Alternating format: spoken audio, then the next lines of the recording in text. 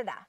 Welcome back to the Rangeless Travel Podcast. We're your favorite adventure travel hosts. I'm Britt, and this is Ryan. Together, we travel the world by plane, train, and 89 Ford Sportsmobile. Currently, we're traveling the U.S. in an old van with our 2 dogs, Layla and Cedar. Every Tuesday, we share stories and tips to inspire you to book that next trip. So go ahead and don't be shy. Follow along with us at Rangeless_ on Spotify, YouTube, TikTok, and Instagram. Let's dive in. Yeah, we made it. We made it. This was something that we have been planning for a long time, like years, because we're driving to Alaska. Yeah. But to get to Alaska from the U.S., we had to cross the Canadian border. Mm-hmm. And I've crossed the border before by myself and with the dogs, but never when I was full-timing out of my van. So I didn't have as much stuff. Yeah. And I've never done it since COVID. And there's been some regulation changing, and there's even some more regulations changing in the future. Right. So I felt like I was doing it for the first time. So there was a lot of things that we were worried about, and now being on the other side of it, this is just some stuff that we wish we knew we had access to. Now, we were worried about a lot of things going into We were very worried going in. I knew that, things I'm not bringing meat over. I knew there was limitations on some things to bring over, but I was like, what are the dogs? That was my biggest fears, I think, was mostly just, the dogs. Right, yeah. Because I was like, the regulations are going to be changing, but right now they're not, so it's fine. But I was like, okay. I think it's the end of August they're supposed to change, and it's not for to enter Canada. It's to come back into the U.S., but we don't know if the Canadians are going to implement their own thing in response to that to stop you from getting trapped. We're not there yet. So we're not going to talk about that yet. No. We're going to talk about what we need right now. Yeah. To enter so Canada. I was worried, and I was like, did I get the right vaccinations for them? Did I not get the right vaccinations for them? Do I have the correct paperwork for them? For the van, do we have the correct paperwork for the van? Are they going to need to search the van? Are they going to need to, I have spices. I was like, are they going to, do I need to throw out all my spices? Is there too much? And the thing is, it's I know you're allowed to bring food over because I've watched YouTube, and all the Canadian girlies come to the U.S., they go to Trader Joe's, and they go back, and then they do hauls. So they bring it over the border, but I'm like, I don't know. It was just a lot. And then you were worried about some of the different regulations because this was your first time. It was my first time going to Canada, and I'm not from the U.S., so I'm a green card holder, and I wasn't sure on if I needed a visa waiver or anything like that, or a visa itself. I was concerned because I'm not... Maybe concerned isn't the right word. Maybe It's just wary. Just questions. What were you wondering about? What were you what is this? I remember I was talking about the propane tank. I was like, are we allowed to bring the propane tank over? we'd filled up the propane in Boise not that long ago. We still had more than half a tank, and I was like, I don't know if you're allowed to bring a propane tank through. And then we have extra jerry cans and things like that, and I was like, I don't know if we're allowed to bring that either. So I used them. I filled up our tank from them and had them empty when we were driving through, just because I didn't want to risk it. And they're like, no, you can't bring that. You have to leave that here. They never said that though. No, they didn't. But I wasn't sure. And it's hard to there's so much information on the internet, it's hard to know what you can and can't do. That was the biggest thing, that there's so much conflicting information on the internet. And that's what we found in our research. So we're hoping that this can provide you with some sort of, if you're having the same anxieties that we were, that this can provide you at least an avenue. Right. To find the correct information. And spoiler alert, it was not nearly as anxiety-riddled as we thought it was going to be. No. I mean, the Canadian land border has a bad reputation of being, really strict and, quite... A lot of people getting, pulled over for, things that you wouldn't think you're not allowed to bring, and then they're getting all sorts of trouble and things like that. So we were anxious beforehand, but it turned out to be just it was just not fine. a big deal. Now, there's more than one border crossing, obviously. It's one of the longest borders in the world. Yeah. So all of the borders are different. There's everything from I've gone through in Buffalo, and that's pretty intense. It's pretty intense, yeah, just because there's just a big volume of people going through. Yeah. And then there's all the way down to no unmanned border crossing with a phone call. Right. And you literally pick up a phone and you give them your passport number. And then there's like everything in between. So we decided to cross somewhere that we didn't think there was going to be as much traffic. Yeah, because it was a Friday afternoon when we were crossing. It was Canada Day when we crossed over. It was literally Canada Day. Yeah, and so that was like, we were like, I don't know if the border's going to be open. Don't know if they're going to be like limited hours or whatever. And we knew we didn't want to go through Vancouver because Vancouver's another big town, a city where there'll be a lot of trucks going in and out. There's a lot of people crossing. It's the holidays. Yeah. It's going to be crazy busy. So you don't want to like, you know, we weren't even near Vancouver. So we were like, well, let's just go north from where we are. Yeah. There's a crossing right there. It probably won't be that busy. Yeah, so we didn't want to, like, there's sometimes when you go to cross the border, like, you're waiting, like, 3 hours. Hours. We so were, like, behind, like, 5 cars when we got there. Yeah, so we wanted something that wasn't crowded, that would be a little bit more laid back, and then something that once we cross the border would be a pretty drive. So we just wanted it to be a little bit more relaxed, and cities tend to be a little bit more uptight. Yes. And we just didn't need anyone feeding into the anxieties that we were already having. Right. We were anxious. We didn't need help. No. And we're in Canada now. So we made it. We made it. Just kind of take what we're saying as a little bit of a guide, not as gospel. I'm not a border agent. He's not a border agent. No. We'll link the official website below, in the description below, and you can take a deeper look of what you're saying. So the first thing that we were worried about going through were the documents for our person. So I'm a U.S. citizen. I've crossed the border before. I had no anxieties about like me as a person going through. All you need as a U.S. citizen is your passport. Yeah. But you do need a passport. Do not show up there with just your driver's license. You need a passport.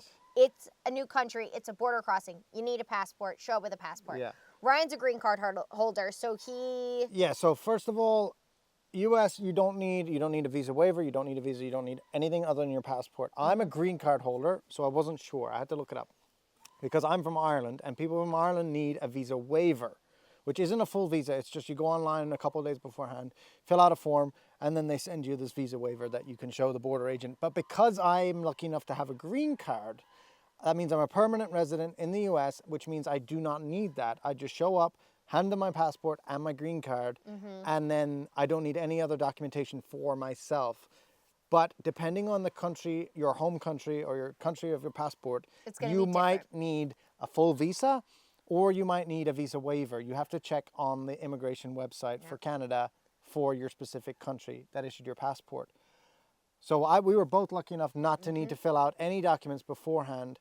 But double check because depending on where you're from, it's going to be a different visa situation.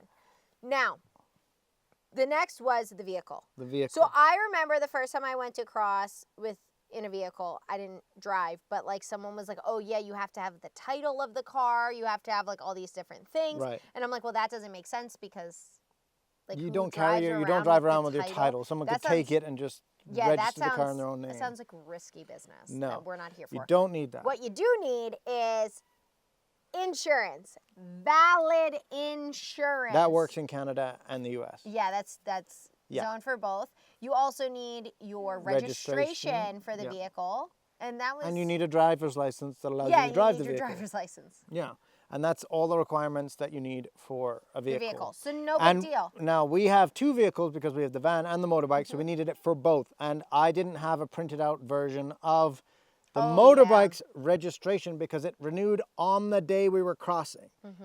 Actually, it wasn't the registration, it was the insurance renewed on the day that we were crossing. I paid for it like months in advance, but it renewed on that one day and So, and we've been in the van for months now, so like none of the mail got to us. Yeah, we haven't gotten the mail yet. So I had to go and find a local library in a border town in the U.S. side and ask them could I use their printer to print out the insurance. But that's a really good tip, like in general when you're traveling. If you're traveling in the U.S. or in Canada, or probably like pretty much anywhere. Anywhere, yeah. Public libraries have printers that you can use. And internet access. And there's usually AC if it's cold. It's dry if it's raining. So you can go to the public libraries, use them, because I want to keep them. I don't want them being taken away and not funded anymore. You can use them. So we just went to a library in a border town. Oh, a lot of times there's parking lots for them, or there's parking right there. Yeah. We pulled up, parked right behind the library. Ryan went in. I hung out in the front with the dogs and let them just be outside the van.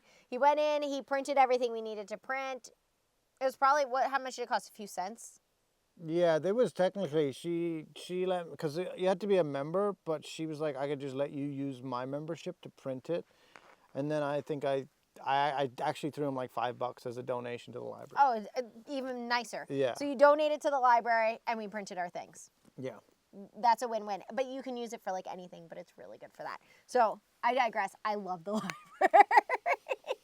Yeah.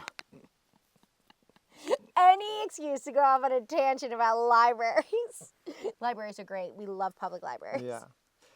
But after the public library, we were able to print everything out and have all the documentations and all the papers that we needed in our hands, that if the border control agent asked for it, we would be able to hand it in her hand, and it wasn't like a hold on, let me pull it up on my phone. No. Yeah, because like there was no cell reception at this border crossing, so I couldn't even get it open if I wanted to. Yeah. Another thing that you might be asked for is proof of funds of how you're going to support yourself while you're in the country, and that's one thing I didn't do beforehand.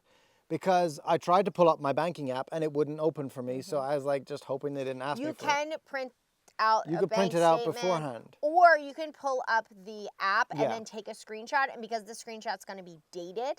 Yeah, it should be fine. It should be fine. I was asked one time of proof of funds going into Canada, and this is like pre-COVID, and they had me, I couldn't get my app up, so they had me pull over, and like, then they let you connect to their Wi-Fi, and then, because I had a screenshot, and they're like, we're not going to accept that. And so it kind of just depends. So they had me pull over, they gave me the Wi-Fi password, they let me pull it up, and it was fine. But that is something to note, that make sure you know what bank account you're going to pull up, or you have some sort of funds to prove that you can in fact support yourself. There's bugs flying, and everywhere. I'm going to light our candle. It keeps going out. The citronella candle, try and keep them away. Yeah. I have so much bug spray on right now, but... Okay, we're relit. All right. So besides the proof of funds... That's pretty much all the documentation we needed for us and for the vehicle. Yeah. So now the next worry that we had was the dogs. Documentations. Documentation for the dogs. So we had previously got the dogs' rabies vaccinations in Tennessee with certificates. With the certificates, with the vet signature, with everything. All the stuff. The only thing we didn't have was Layla was not microchipped at the time, but that wasn't even required to enter Canada. It's literally, if the dog is older than 3 months, it needs a vaccine certificate, a rabies vaccine certificate. That's the only requirement as of right now in July of 2024. Those might be changing in a month's time because the U.S. is changing their regulations, but we're not going to get into all of that right now. Yeah, so definitely check out the website. Yeah. Check out the website, double check it, but vaccination. We went to the vet like right before we crossed the border, and she was like, oh, you may need a health certificate. But when we crossed, the dogs were actually like angels, but they didn't ask for it. We didn't need it. We didn't think we needed it. The website doesn't say that we need it. You don't need it to enter Canada. You might be required for it to go back into the U.S. Yeah, but that's a different podcast episode. We haven't done that yet. That's something else. We haven't done it. We'll let you know when we get there. We'll let you know when we get there. Yeah. So that's all we needed for the dogs. And it was just rabies. Did they ask for it? No, they didn't even ask for it. But we had they could have. But we had it. Yeah. Then the food limitations. Food limitations. Yeah. So what we did is I fed Ryan and myself rice for 1 month before we went there. We ate through our entire pantry. And everything, all the provisions, all of everything. Our fridge, everything. But we didn't actually really have to do that because it's not as strict as I thought. It's not as strict as we think, but it's quite an extensive list of I would say just no meat. Just to make it easy, no meat, no dairy, No animal products. Just eat through all your animal products. Technically, you can. There is, like, it'll tell you on the website what you can and can't bring, because you can bring meat through, but there's limits and there's regulations and commercial packaging stuff and all like that. But there's so many different things that they break it down into, so many different, like, types of food and different limits for each thing. And if you exceed the limits, you get taxed at like, it could be like 30% on the value, like, it couldn't even be what you paid for it. It's what they determine it to be worth. So it could end up costing you a lot of money doing that. So I'd just say it's easier. It's easier to just eat down everything you have and not bring as much food through, and only bring, like, the bare minimum through. It's just easier. But also, with that being said, like, commercially packaged processed foods are kind of fine. Yeah. Like, we had and some dog food as well. We forgot about that when we were talking about the dogs. The dog food, you're allowed 20 kilos of dog food. It has to be packaged in the U.S. or from the U.S., commercially bought, and it has to be in its original container. So, like, if it's in a bag, it needs to be in the bag. They didn't specify if it has to be sealed, but it says it has to be in it. Yeah, I don't think it has to be sealed. But sometimes on the internet it says that, and they don't specify. Yeah, so if you wanted to take the chance, you could. That's what we did, because we had to feed the dogs the whole time. So, and they didn't ask for it, so it is what it is. Alcohol and liquor. They didn't ask about alcohol, so they didn't ask about beer or anything when we were there. But yes, they did. I thought they just asked about liquor. They asked if we had any alcohol. Oh, I thought they asked. So there's limits, and they're quite low. So that's okay. First of all, if you're the one driving, or someone has to be probably everyone realistically has to be of age in both the state you're leaving and Canada. I don't know if Canada has different ages per province, but you have to be of age to drink alcohol, to have it with you to go through the border. And then wine. So if you're going from the U.S. into Canada, you have to be 21 to bring alcohol over the border. Right. So it doesn't matter what the Canadian law is. You have to be 21 to go from the U.S. into Canada. Right. 1.5 liters of wine, or 1.14 liters of spirits, so liquor, or 8.5 liters of beer. That says or. It says or. It doesn't say and. It's or. Yeah, so don't go bring in, like, a bunch of bottles and stuff, because liquor and beer is cheaper in the U.S. typically, and it's more expensive in Canada, so they're probably trying to avoid people doing, like, a weekend run to go and get beers and stuff. And they're supposed to be very, very strict on that. We had 500 milliliters of whiskey and, like, 200 milliliters of gin, and that was all the alcohol we had in the van. So they were like, they were like, that's fine. Yeah. They didn't look at it. That we were... Like, that's fine. Yeah, that was it. But again, like, know how much you have so that you can answer it, because it just kind of saves yourself a little bit of hassle, because I feel like if you go up and you're like you're within your limit, but you're not, like, confident in your answer. Know what you have. Yeah, just know what you have, so that when you get up, you can say, I know I have about 300 milliliters of whiskey and about 200 milliliters of gin, and that's all the liquor I have. Because if you go up and you're like, I think I have some whiskey, they're going to be like, yeah, we're going to have to search you. And then you have to deal with being searched. And that's just a pain in the booty. That's what it is. It's more of a pain than anything. Yeah, so like, if it's going to delay you. And so if you're within the limits and you know the regulations and the rules, then just answer it confidently and know what you have so you can answer them. And there's one, this is a bit more of a new thing, because it wasn't always legal. So cannabis could be legal in Canada and also the state that you're leaving from. So, like Washington, cannabis is legal. It is not legal to bring cannabis from Washington into Canada or vice versa. Yeah. You need a special importer's license for that. You are not allowed to bring it. And that includes CBD products. Those are also illegal. You do not want to be caught bringing that stuff across the border. Not worth it. Without realizing that you weren't allowed to bring it. Do not bring it. Don't do it. That's a drug smuggling charge. That's not good. That's bad. Yeah. That's bad. That's like, you might be banned from ever visiting countries ever again. Yeah, a lot of bad. countries, like, if you have a drug smuggling charge, you're banned for life. Yeah, and Ryan this morning, we were, like, double checking some of the stuff, even though we're already in Canada, but just, because we're sharing. And he was like, oh, good thing we had some CBD gummies that a company gifted to us. Yeah. And they were like, oh, good thing I ate all those CBD gummies. We Before could have we been went through. smugglers. And I'm like, well, yeah, I knew that. That's why I was like, did you eat the CBD gummies Yeah, today? but we were gonna get rid of them. Yeah, if we were gonna didn't, get rid of them. if I we didn't didn't know eat 'em about all. that, and so I was monitoring the situation. Yeah. But I guess I didn't verbally communicate that I knew about that, and that's why I was like, did you eat your CBD gummies today? I was like pushing them down. Yeah. Like, eat them. Yeah. Yeah, that was why. That was why. That was why. Our experience going through. Yeah, yeah. So we went to, it was a quieter border crossing, but it was Which still we like chose on purpose. Yeah, because we didn't want to have to deal with the hassle of like waiting in line for hours and all of Yeah. that. I don't like traffic. And it was a 24-hour border crossing that we went through. Uh-huh. So that we didn't have to worry about like, oh no, it's gonna close and then we're gonna get stuck and we'll have to like especially sit with there the for an holidays hour. and things like that. Yeah. So we pulled up. They asked us for our passports and our documents. We handed It was such a nice woman. It was. She was so particularly nice. nice. Yes. And we gave them all of our documents. We Mm-hmm. answered all the questions about what we were carrying. And there was like 2 dogs, 2 people, 2 dogs. She was like, do you have any weapons on board? And it was like, no firearms. She's like, what do you have for protection? I was like, nothing. And She she's was like, like, what? Nothing? Nothing? We were Like, like, she was because so we told her we were going to concerned. Alaska. And we Yeah. were like, oh, well, we have like 2 cans of bear spray, but like that's not a weapon. Yeah, and she was like, okay, Okay, good, yeah, good. because you were allowed to carry bear spray because it's an animal deterrent. Yeah. You're not allowed to carry pepper spray. You're not allowed to No carry mace, mace. You're not allowed to none. carry any of the No stuff that's like tasers. self-defense, tasers, non-lethal, any of that stuff. Brass knuckles, no. No. Switchblades, no. Yeah, yeah. I mean, like we go camping, so like Camping gear. We have camping gear. We've got like an axe. We've got like a camping knife. We've got like.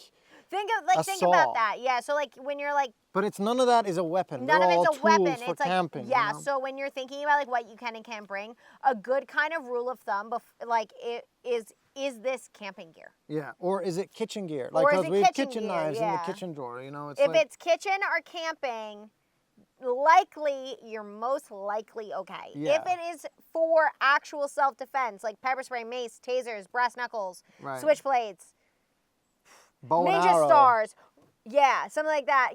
You know, pew-pews.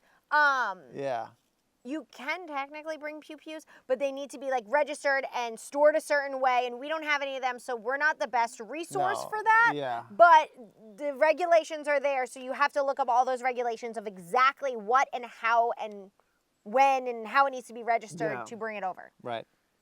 I thought this was a drink. It's just our citronella You don't candle. wanna drink that. I don't want to drink citronella, no. I was like, yeah. No. It's cute, though. It's in this When mug. that's burnt down, though, we could probably use that as a cup. Oh, my God, yeah. We Yeah. could. The candle's in a cup for the people who aren't watching the video. I think that was it. As far as I No, we're almost talking forgot about our experience. Our experience. Yeah, I so we're almost talking- forgot. Yeah. So we're then- going through, So then we're still at the border, and the lady's like, "What's that?" And she's pointing at the side of the van. I'm like, and we both. I was like, "What's what?" From where I was She's like, sitting. "What is that?" And I was Yeah, like, from where I was sitting, I didn't know like what she was pointing at, so I thought it was like something on the screen. I thought she found some dirty something about like Right. me or Ryan, and I'm like, oh my God, what are we getting in trouble for? I don't know why I have such a Yeah. guilty conscience. I've literally done nothing, right. but I'm like, oh, what did I do? I'm caught. Yeah, I'm and I was caught. like, "What is she?" I'm like, pointing at?" I Brian's was going like, down for what? I don't The know dog? yet. Is that what you're talking about? Yeah, I it's told like- you we had a dog. Yeah, and then I know, she was talking about our surfboard. Yeah, so we have a surfboard in a bag mounted on the side of the van, on the outside of the van, and it was facing right at the booth. Mm-hmm. And it wasn't clear exactly what was in there, but I was like, it's a surfboard. And she's like, okay, that And she is goes- considered a watercraft. And that's fair enough. Fair enough. So yeah, like absolutely. she's like, you're gonna have to go and see those guys over there. And then she gave us back our passports and we pulled forward Yeah. and pulled into like the mandatory watercraft inspection area. Yeah. And some guy like came moseying out. She had to go get him. He didn't. Yeah. His one shoe like wasn't even on the way. He must have been on lunch or something. I'm like, Yeah. oh, sorry. And he's like, it's a surfboard. And we were like, yeah. And he was like, when was the last time it was in the water? And we were like 6 months ago. It But was probably closer to 12 months ago. yeah, but I think it was actually a year ago. But yeah, he searched it and we were cool. He was like, yeah, we're looking for more like water itself because Right. we don't want any invasive species getting transferred over the border, like Yeah. mussels, barnacles, anything like that. which makes sense. Which, yeah, absolutely. Because we were talking about when we left, I was like, oh my God, imagine you're the reason that like an entire beautiful lake in British Columbia was destroyed. Yeah. No. Yeah. No. Not that we even bring the surfboard in the lake, but I'm just saying, like, right. I'm glad. Like, search me, please, because I don't want something like that on my conscience. No. I wouldn't do well with that. No. But because we drive around with the surfboard tied to the outside all the time, and we leave the van for periods of time by itself, it's all very well strapped up and locked up and tied up with all sorts of like straps and things. So it took us about 20 minutes to get this thing off the van and opened out and taken it out. And we have other stuff jammed in there, like motorcycle gear and like some snorkel stuff and like things like that. Yeah. So like we spent 20 minutes taking this out in front of him, and I think he felt really bad for us. I think he did. He was like, yeah, okay. Yeah, he did. He did a quick like look over it and looked at the little like fin holes and stuff like that, and it was like humoring us, because I think if we just pulled it out and he's like, yeah, that's fine, put it back, he would have felt bad. Yeah, he would have felt bad because it was so much work to make it out. And then like we had other stuff in there. I was like, oh, do you want to look at that? He was like, yeah.